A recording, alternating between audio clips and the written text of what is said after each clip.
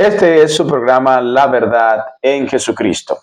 Vamos a hacer un corto estudio, enseñanza referente a un tema demasiado controversial, conocido con las siglas LGBTQI+.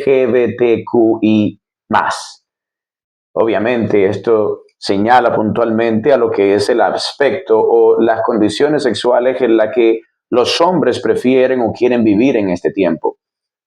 Tanto parlamentarios como políticos de diferentes partidos, científicos, médicos, dentro de lo que es la misma medicina en general, han querido descartar a Dios de todo lo que este tema, de todo lo que este tema trae, de todo lo que este tema atribuye. Sin embargo, no podemos sacar a Dios de este tema, ya que fue Dios el que creó a hombre y a mujer. Vámonos al principio. Génesis capítulo 1 en el verso 27 dice así su palabra. Y creó Dios al hombre a su a imagen de Dios lo creó, varón, hombre, y hembra, mujer, los creó. Dios creó tanto a hombre y como mujer con el objetivo de que ambos se unieran y se reproducieran. Esto es algo sumamente obvio. Cualquier persona puede entender esto con bastante simpleza, con palabras sencillas. Este mensaje lo anunció el Señor a través del profeta Moisés, haciendo también hincapié con respecto a la ley en Levíticos 18, el cual para el oído de muchos suena muy hiriente, pero esta es la verdad. Por eso se llama La Verdad en Jesucristo este programa.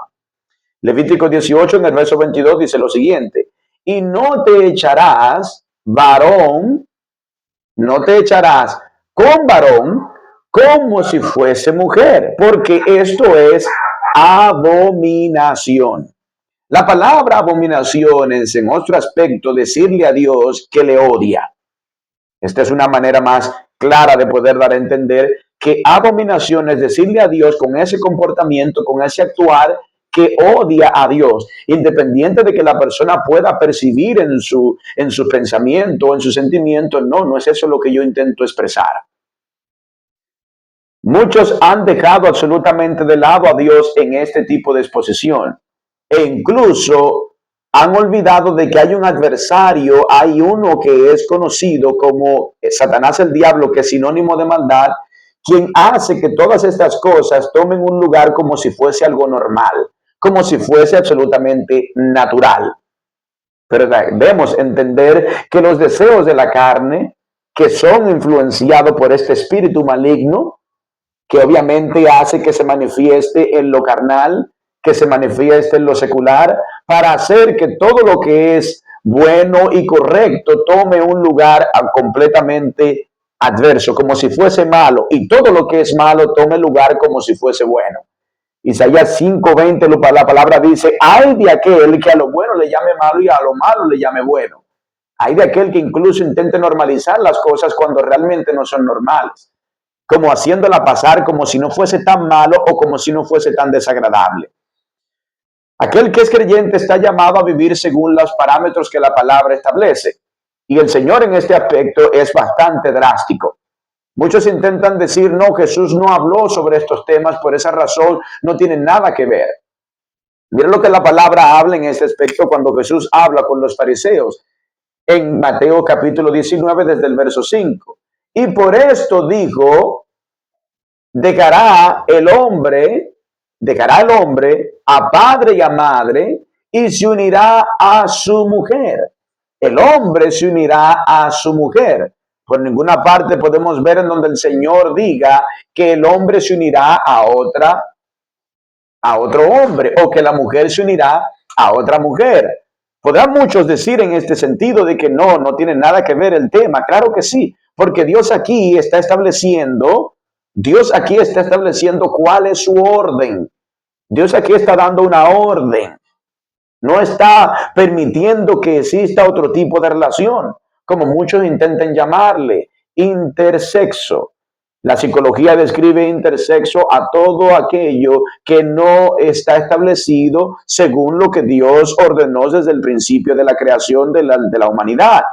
Dios creó a un hombre y Dios diseñó a una mujer. que ambos fueron creados a imagen y semejanza de Él. No para que el hombre creyera en sí mismo que podía expresarse como él quiera. Cada vez que se lleva a cabo este tipo de comportamiento o de condición es por un aspecto de placer carnal.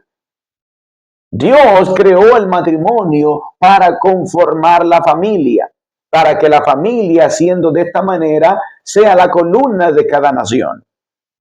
La familia, del cual obviamente comienza con el hombre y la mujer, correctamente establecido a los ojos de Dios, casado con certificado matrimonial, que esa es la orden de parte del Señor y ningún hombre puede descartarla, aunque muchos no quieran asumir que esa es la manera en la que debe hacerse. Porque todo acto que no sea como Dios lo establece no es legítimo, no es legal a los ojos de Dios, aunque el hombre diga que así lo sea. El comportamiento o la condición homosexual, como muchos la conocen, no es correcta a los ojos de Dios. Podemos ver varios textos que nos dicen con respecto a esto. Vámonos a la carta de Romanos capítulo 1 y vamos a leer desde el verso 18.